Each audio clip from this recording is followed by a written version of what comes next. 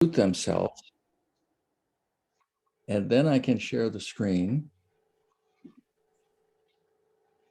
there. And yes, Nancy, if you'd like to start the prelude, that would be great. Okay, here we go.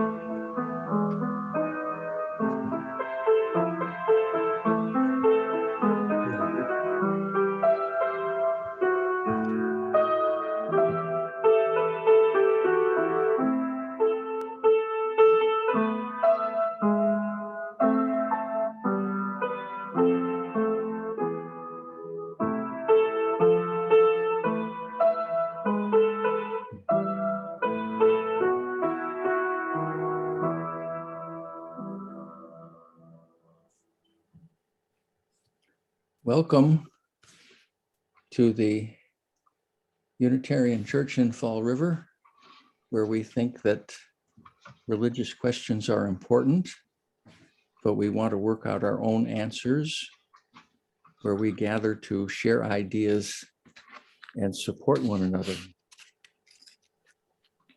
With a very old box of matches, some of which may not work anymore, I'm going to try to light a chalice here. Okay. Oh, it's working. We gather this hour as people of faith, having sorrows and joys and needs and gifts. We light this beacon of hope as a sign of our quest for truth and meaning, and in celebration of the life we share together. Now, in the past, Jim Donnelly has been our cantor, singing while Nancy plays. Now, he's not there today, so none of us should actually sing because Zoom cannot handle two different sources of sound at the same time from two different windows. So we should mute ourselves and sing along as Nancy plays. Otherwise, it's going to sound terrible. So now this first hymn has, let me see, 5 verses. Are we doing all 5 verses? We're doing all 5, and I'll have them on the screen. Okay. Away we go.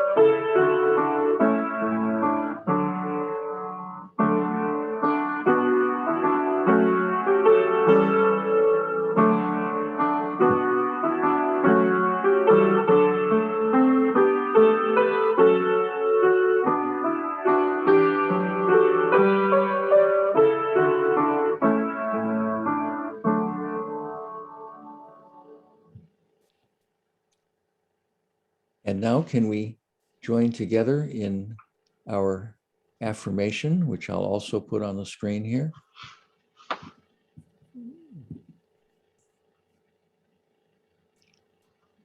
Love is the doctrine of this church. The quest of truth is its sacrament, and service is its prayer. To dwell together in peace, to seek knowledge and freedom, to serve human need, to the end that all souls shall grow into harmony with the divine. Thus do we covenant with each other and with God. And we come to the time for announcements.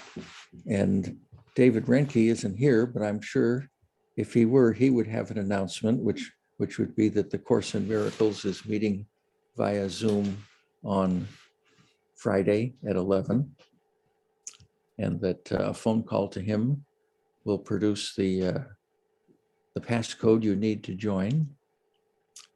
And Kit usually has an announcement, and she's on the road somewhere.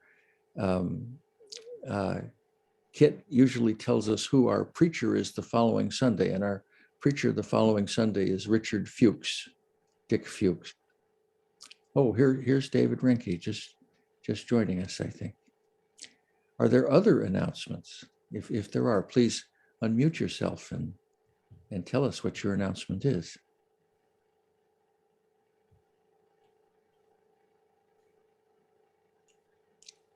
Looks like no. Okay, let me go on with the invocation. This is a little story I came across and liked, and it seems to fit for an invocation today. This is about an American journalist who was in Jerusalem and heard about a very old Jewish man who had been going to the Western Wall, also called the Wailing Wall. It's the last tangible piece of the Jewish temple, which was destroyed in ancient times by the Romans. It's the holiest place for Jews in Israel. This very old man had been going to the Western Wall to pray twice a day for a long, long time. And this journalist went to the Western Wall, and there he was, walking slowly up to the holy site. When at last he turned to leave with a cane and moving very slowly, she approached him for an interview. She said, "Pardon me, sir, I'm Rebecca Smith from CNN. What's your name?" "Morris Feinberg," he said. "Sir, how long have you been coming to the Western Wall and praying?" "For about 60 years, he said. 60 years, that's amazing. What do you pray for?" "I pray for peace between the Christians, the Jews, and the Muslims. I pray for peace around the world. I pray for all the wars and all the hatred to stop. I pray for all our children to grow up safely as responsible adults and to love their fellow humans." "Sir, how do you feel after doing this for 60 years?" "I feel as if I've been talking to a damned wall."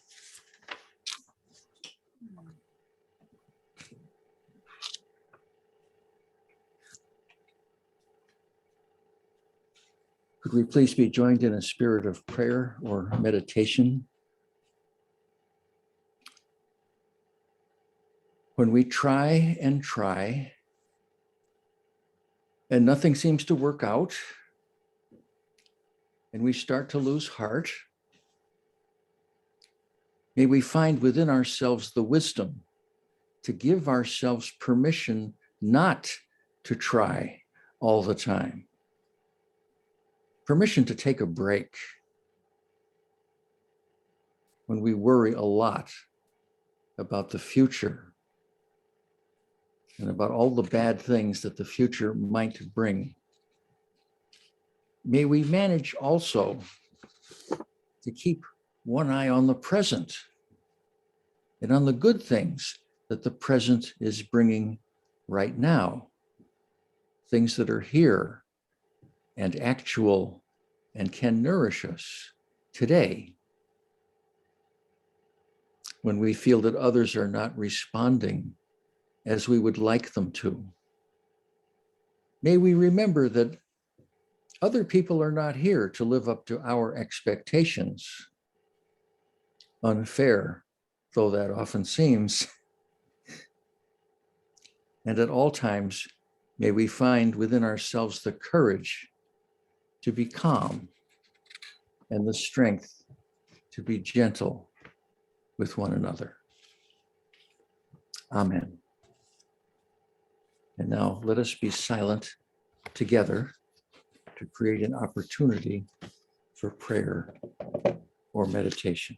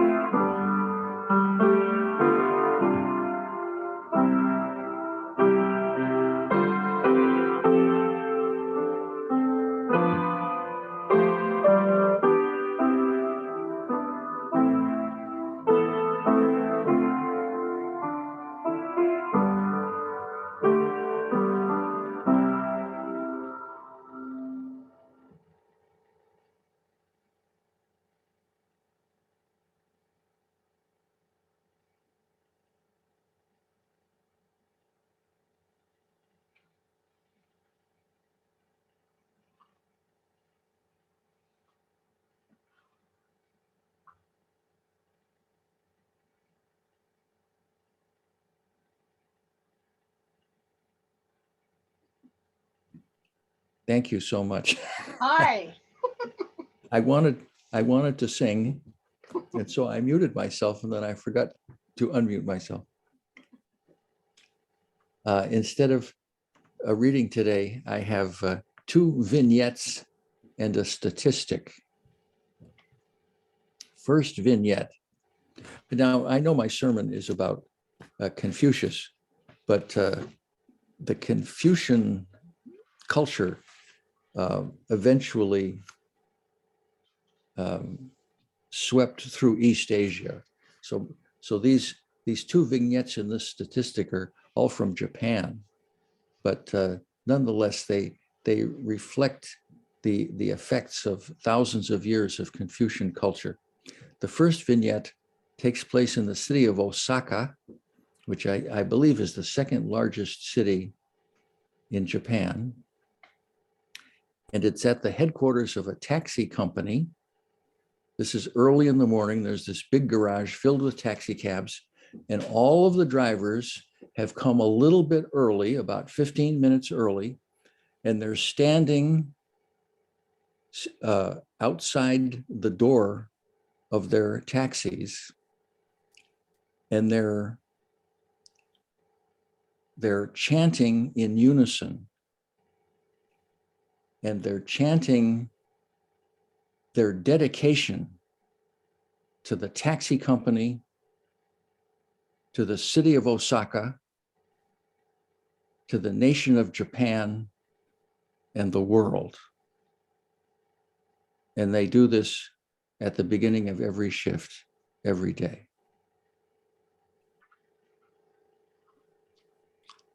Second vignette, Tokyo, rush hour traffic. Two cars come very close to colliding. I mean, within an inch or two. And immediately, the two drivers pull out of the traffic, stop, jump out of their cars, and bow deeply to one another, each person apologizing profusely for their carelessness.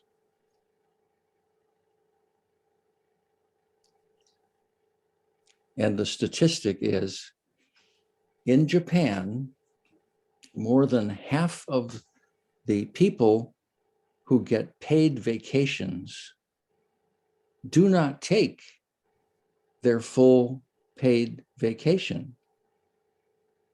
They come back to work a few days early because they explain that to take the full vacation would put an unreasonable burden on their coworkers.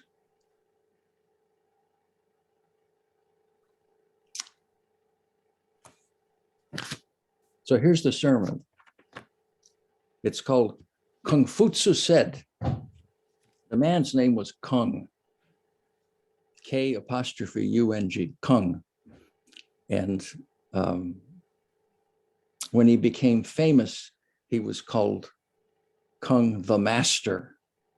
And the master is Futsu in our letters, FU, and then it used to be TSE, but now it's TZU.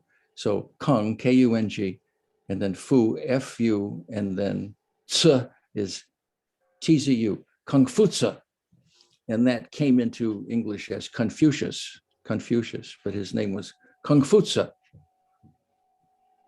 He lived about 500 BC, about the same time as the prophet Ezekiel in Israel, the Buddha in India, and Pythagoras in Greece. He was poor. His father died when he was only 3. His mother was impoverished. He never forgot his origins. When he became a famous traveling teacher who could command high fees for his lessons, he accepted every student regardless of their ability to pay. Kung Futsu said, "If even a simple peasant sincerely asks me a question, I am ready to thrash the matter out with all its pros and cons to the very end." These quotations mostly come from the Analects, Analects, the Analects, a collection of sayings by Kung Futsu. And of course, I'm going to say Confucius most of the time. He wanted to fix the problems of society. And he felt he knew how. Kung Futsu said, "Were a prince to employ me, something could be done to fix society in a year, and the work could be completed in 3 years." Well, once he was famous, though, offers did come from princes, but there were always strings attached, and he wouldn't compromise. So he never had this opportunity. He did become very well known, though, as a teacher. He taught, listen to what he was capable of teaching. He taught poetry, mathematics, music, sports. He was kind of a gym teacher, history, government, and ethics. He was kind of like Socrates, not a self-promoter, traveling teacher. didn't think of himself as better than his students. Confucius said, "They say I'm a sage. Let it rather be said that I strive to become one." Confucius said, "There are four things that a complete grown-up would do, none of which I have been able to do. The four things are to treat my father as I would expect my son to treat me. The second, to serve my ruler as if I were a ruler, as I would expect my officials to serve me. Three, to treat my elder siblings as I would expect my younger siblings to treat me. And fourth, to be the first to treat my friends as I would expect them to treat me. These things I have not been able to do." Confucius lived at a time historians call the period of the warring states, when what is now China was a whole collection of semi-independent little countries that were constantly fighting with one another. Tradition had broken down. There had been an earlier unity that had broken down. There was no social cohesion. It was everyone for themselves. There were mass slaughters. One little country would conquer another and slaughter 100,000 people. It was something like Somalia has been in recent times what they call a failed state, where it's gangs who are ruling the place. There's no effective government. Confucius said, the problem is that our traditions have broken down. And by tradition, he means group expectations that maintain order. If everyone has certain expectations which they've internalized when they were very young and that have been reinforced throughout their lives, these group expectations on how people should behave have the effect of creating order and good behavior and civility. And this is relevant, I think, to the situation in America right now, where America is probably the most traditionless society the world has ever seen. Immigrants come and their traditions are broken down and aren't replaced. And there's lots of crime and delinquency and broken families. And people are not very civic minded lately. They're not very civil. It seems a lot like everyone for himself. Confucius's mission was to work to recreate or to solve this problem of the broken down tradition in Chinese culture. And in his time, he was not the only one, of course, aware of this problem. Different solutions were proposed. And here's one solution. This was a group of people that historians call the Realists. Their attitude was this: you want people to behave, make them, force them. Most people are basically lazy, selfish, short-sighted. What we need are a lot of laws that are very detailed about how people should behave and with strict punishments.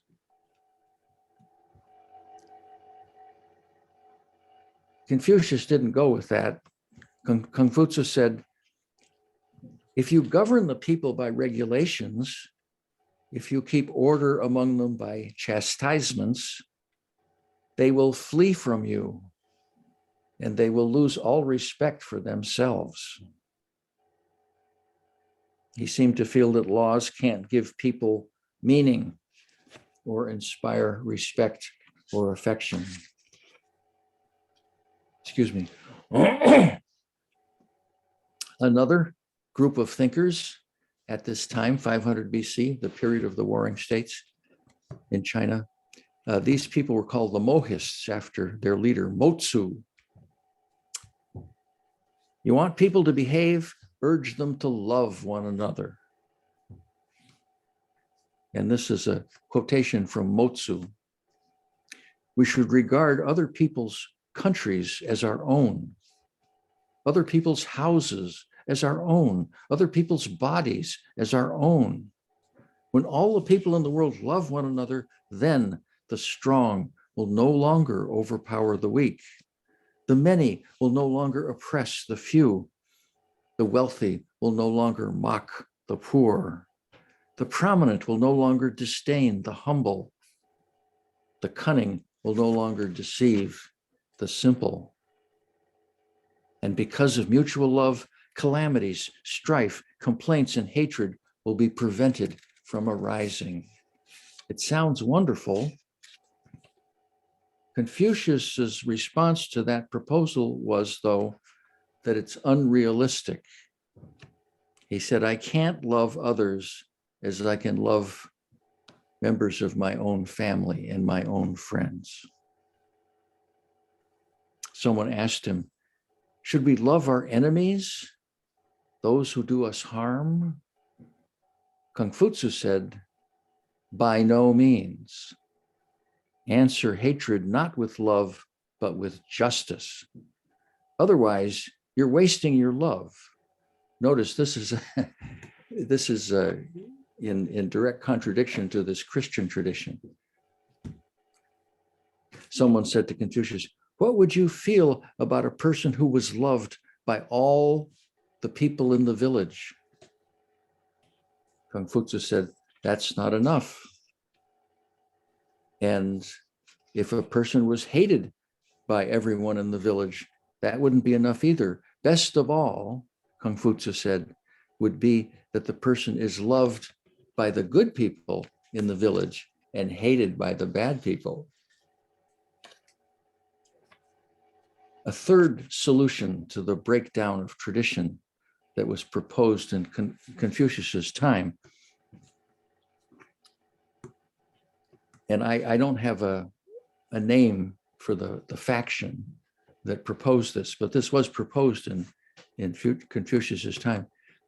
You want people to behave, educate them, give them information, teach them to use logic and reasoning. And of course, you hear that a lot in this country. Confucius would say, when the social contract has broken down, when everyone is for themselves, if you educate people, if you give them information and reasoning skill, they will use those tools to further their self-interest, but mostly just to further their self-interest. Confucius's solution was to deliberately create a new tradition, to create a new system of education that would include moral principles from the very beginning. His solution was to teach people how to be good.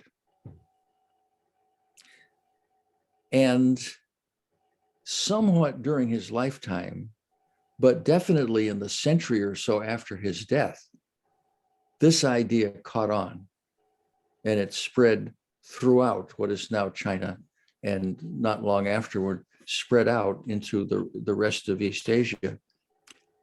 When I was learning to read in kindergarten, the first sentence that they taught, I think, was this: look, look, look and see.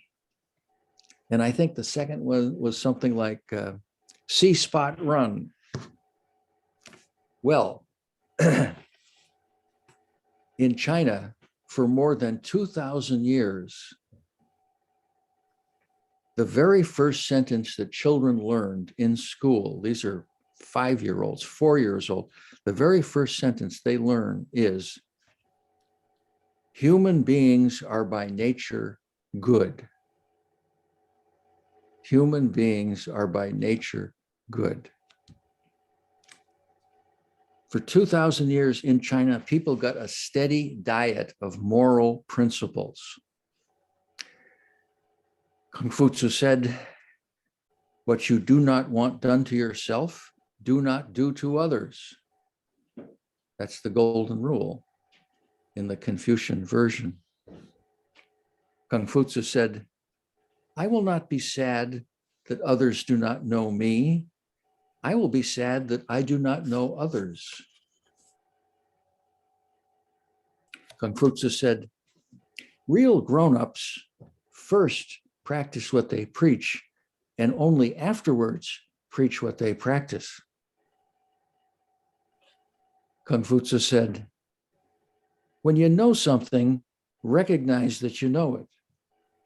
When you don't, recognize that you don't, for that too is knowledge. Recognizing that you don't know, that too is knowledge. Confucius said, when you see a good person, think of how you could emulate that person. When you see a bad person, examine your own character. This was reinforced throughout society in China for more than 2 millennia. It was reinforced throughout people's lives from their early days, but throughout their lives, and it was reinforced everywhere in society. It was reinforced in the temples people attended, at the workplaces people went, at the theaters where people were entertained. Moral principles became daily habits, and what was created was a group expectation that people should behave in a certain way to be real grown-ups. And so people did behave even when no one was looking. And other countries deliberately imported Confucian teachings because of their obvious effect on social order. The whole theory behind it, I'm going to quote a Taoist reading. Taoism came from China too at about the same time. But this is the theory behind Confucianism. If there's goodness in the heart, there'll be beauty in the character. If there's beauty in the character, there'll be harmony in the home. If there's harmony in the home, there will be order in the nation. And if there's order in the nation, there'll be peace in the world. Confucius saw human relations as a network of human beings, not a hierarchy. There were, of course, still rulers, but it wasn't a hierarchy. Confucius said, if a ruler desires what is good, the people will at once be good. The moral example of a ruler is like the wind, and the people are like grass. When the wind passes over the grass naturally bends with it. Confucius said, if a ruler is upright, all will go well, even though the ruler doesn't give orders. But if the ruler is not upright, even though the ruler gives orders, they will not be obeyed. Confucius said, a small person, that is not a real grown-up, a small person can only influence those less powerful. But a real grown-up can also influence those who are much more powerful. He had a vision of a person, each person, as being at the center of a network of relationships that just extended forever and included eventually all people. We talk about the interdependent web of all existence. He thought about an interdependent web of human relationships. And that in this web, each person is trying to maximize himself or herself, but in the context of these relationships. We mature, he said, by expanding our empathy. The picture that was originally on the order of service today, which Eric sent us electronically, that's a picture of a Chinese character, and it's the Chinese character for the word empathy. And Confucius's feeling was we mature, we become real grown-ups by expanding our empathy. And the motive for doing this is that it makes yourself better. There's my own private philosophy is there's no surer force for good than human selfishness. What we need to do is harness human selfishness, and then we don't have to worry. And this was Confucius's approach. He said, real grown-ups behave in a certain way, and he sold people on the idea that if they expand their empathy, that's going to make their life richer than it would be otherwise. They will be more fully human. They will be happier than otherwise. And so he sold this idea of expanding empathy by appealing to people's self-interest. And it worked. It worked. The Chinese empire lasted more than 2,000 years into the 20th century. It had on average a quarter of the world's population. Think about that. A quarter of the world's population for 2,000 years was kept orderly by these Confucian ideas. The Chinese empire is the most substantial social institution to ever exist, I think. Even today, though of course we no longer have the Chinese empire in China, even today, I believe this is true, it was true a few years ago, all of China is in a single time zone. China is big, it's like as big as the United States, I think. We have four time zones, four. They have one because they want to be united. They want to be united with other Chinese. The ideas of Confucius worked. They might work again. They might work again. They could work here. I ask you to recall the two vignettes in the statistic. Think of those taxi drivers showing up early for work every day to chant their dedication to serve the taxi company, the city of Osaka, the nation of Japan, and the world. Think of that. Think of the two drivers who almost hit each other and then pull out, take the trouble to pulling out of the traffic. They're in a hurry to get to work, but pull out of the traffic, stop, jump out of the cars, bow, and apologize to one another for their carelessness. This is Confucianism.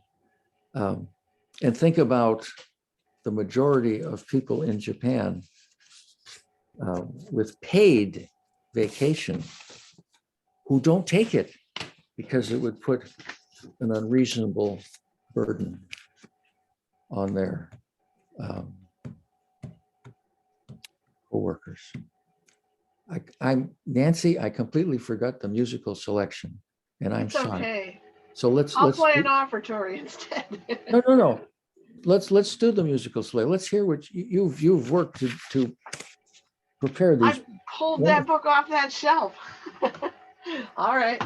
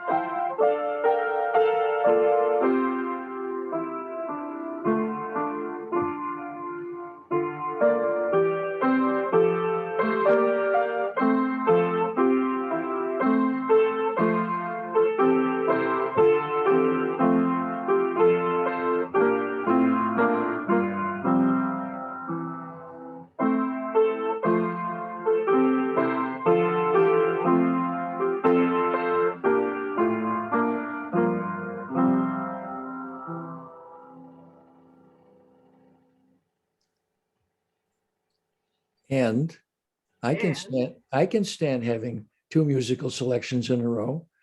Okay. While we all make sure that we are keeping up with our pledges and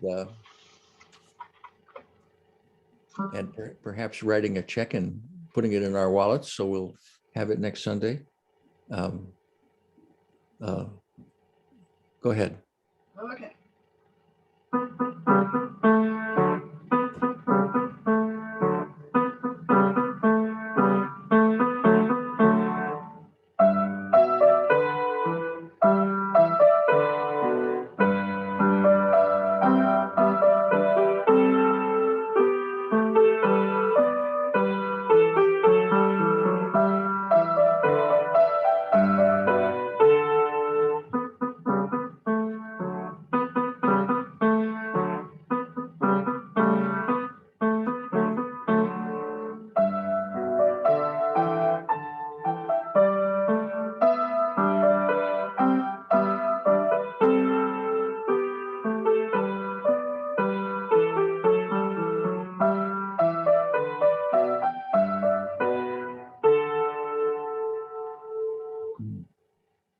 Thank you.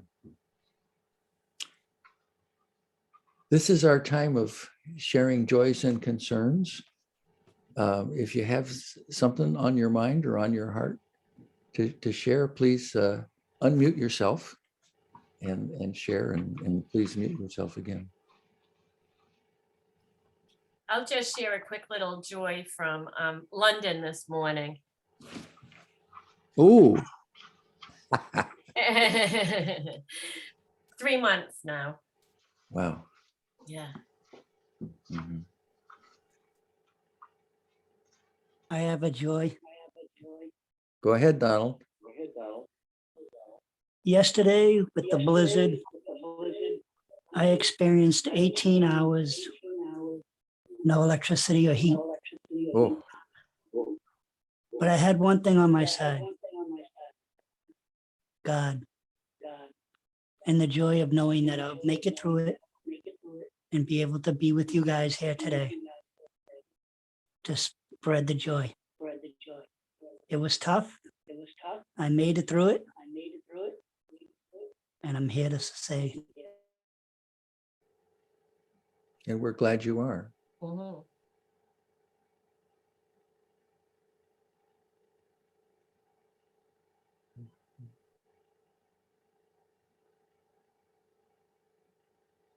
Anybody else? I have joy in my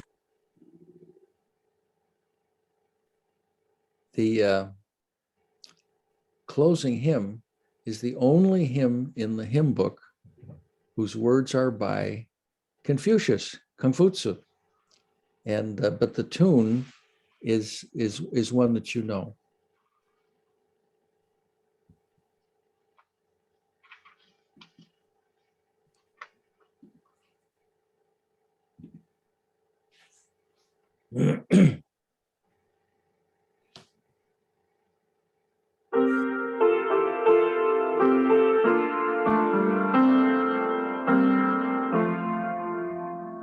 Wrong tune. Sorry, wrong tune.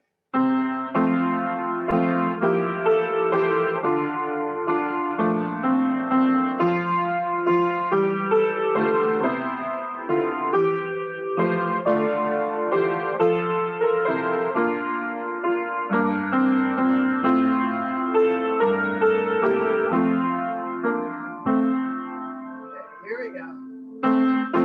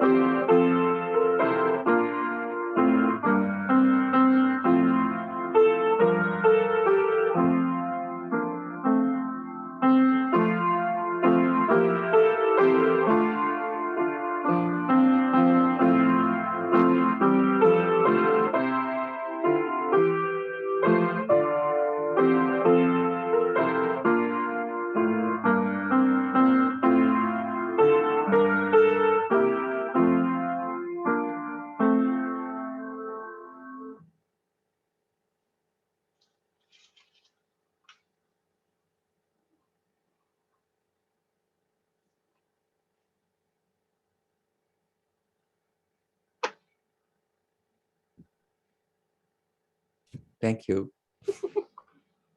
May ours be a religion that, like sunshine, goes everywhere.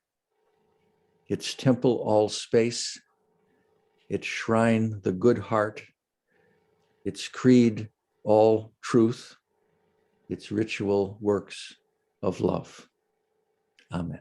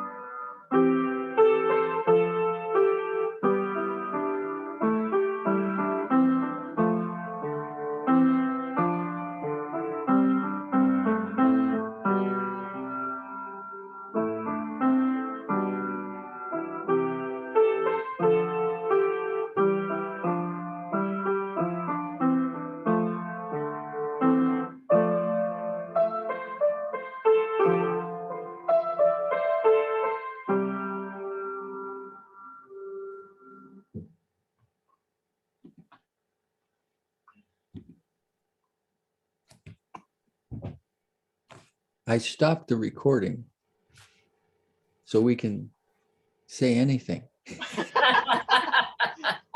All right. Well, this was a great service. Thank you. this is a treat for me because Walter and I have gone underground again. So, you know, it's nice to see it happening. Oh, there's Diane. Hi, Diane. Yeah. So, I hope everybody's well. I'm going to take off just because Walter was scolding me that I wasn't watching him. Well, not watching his every shovel, but checking in on him. So I think I'll go check in and make sure he's still upright out there. Yes, yes. All right. That was an excellent sermon, Richard, as always. Good. Oh, good. Yeah, and the music was great too. Yeah. Mhm. Bye-bye. Mhm. Mhm. Hi. Were you really there, or did you just get into the window at the last minute to make us think you were participating? No, actually, I was going to make a smart aleck comment about your sermon, but Go ahead. I was wondering how many fortune cookies you had to eat to put that sermon together. Uh-huh. And I wasn't sure I wanted to say that because then Yeah. it didn't sound very nice, but that's me. Yeah. Well, I remember like freshman year in high school, there were a lot of jokes going around that began Confucius said, and they were all slightly off color. Yeah. Yeah. Nancy I is not. also remember Sally, Dick, and Jane when I was in school, and Spot the dog. It was the cat Puff. Yes, and it was orange. Right. Yeah. Mhm. Allison is Thank you. oh, What about Allison? she is she saw the orthopedist last week for her foot, and it's really no better than it has been. I don't know why there's an echo. Just a minute. Oh. I can fix it, I think. Okay. Go So ahead. she is now going to see the foot surgeon on Friday, I think, the 4th, just to see if there's anything more that can be done other than wearing the boot all the time. So Hmm. hopefully she won't need surgery, but that's a possibility. Mhm. Mhm. Mhm. Well, Other, based on Beth's comments about going out to check on Walter, I should probably go out and check on Jim. He's been outside for quite a while, and hopefully Yes. he's not headfirst in a snowdrift somewhere. well, But, tell him Eric was out there bright and early with his snowblower that worked beautifully. good. So He was actually this was kind of funny. Well, it was funny to me. I don't think it was that funny to him actually. The night before the snow, he got a call about 4 in the afternoon from a friend. My snowblower won't start. And he was out in the garage Friday night till about 11 o'clock oh, getting this snowblower going, which he succeeded in doing and delivered it back to the guy at about 11:15 Friday oh night. wow. And as far as we know, it worked. We didn't get any calls that it didn't. So, so That was about the time of the first flakes, right? yeah, 11 right, o'clock just at night. about, yeah, right. So I should probably go and check on him, make sure he's still conscious out there somewhere. Thank you. But see you all next week in person, probably. Yes. Hopefully. Yeah. Okay. Take Yeah. care. Bye, Okay. Nancy. Mhm. Mhm. Mhm. Good service there, Richard. Oh, good. Good. There's an echo when you talk when you speak. I don't know what causes it, but That's from my speaker. oh. Mhm. Deborah, how are you? See you all next week. Okay. Bye, Donald.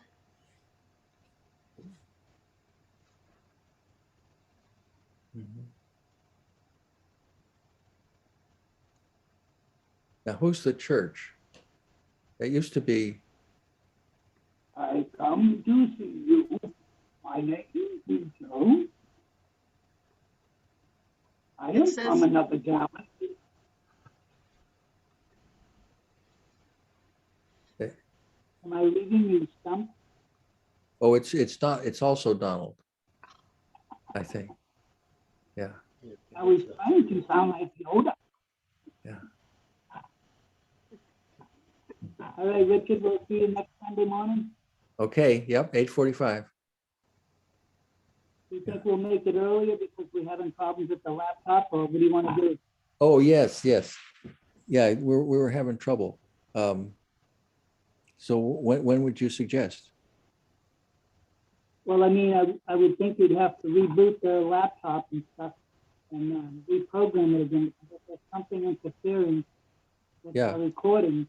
Yeah. So I don't know. how much extra time do you want to allow? Like you want me to I get guess you can you at 8:15 or something? give us an extra half hour. And Yeah. then hopefully we can solve. Okay. So I'll get you at 8:15. Okay, because I believe I know what it is. Like I said, I think we just need to reboot and reset it. Okay. And the microphone and the video. Okay. I'll pick you up at 8:15. All right, see you next week. Okay. What Donald is talking about is our recording last week didn't work. The video was spotty, the sound was terrible. So the people like Deborah and Dave Ott, you know, and I just trashed the recording. I didn't put it on YouTube or anything because there was something interfering. Like our equipment seemed to be fine. The computer seemed to be fine. The camera seemed to be fine. The mic seemed to be fine. Zoom seemed to be working fine. But there was some kind of interference from outside that was just screwing the whole thing up. Hmm. So that's what he's talking about. So he and I will get there early next week and try to figure it out. Gotcha. Are we done? I guess. How's Susan? How's Susan? She seems to be fine. She Oh, works. She spends a lot of time in her office working, but seems to enjoy it. I mean, she's got these positions of responsibility in two different genealogical organizations, and so she's always. I mean, I don't begrudge her the time. I'm glad to have a companion who's busy and is not. happy wife, happy life. That's right. We'll give her my our best. Okay, I will. Okay, So shall we all leave now? What do you sure. say? Yeah, is that okay with you, Deborah? I guess so. She's muted. Yeah, she may be away. Okay, so Okay. See you I'll- Sunday. okay.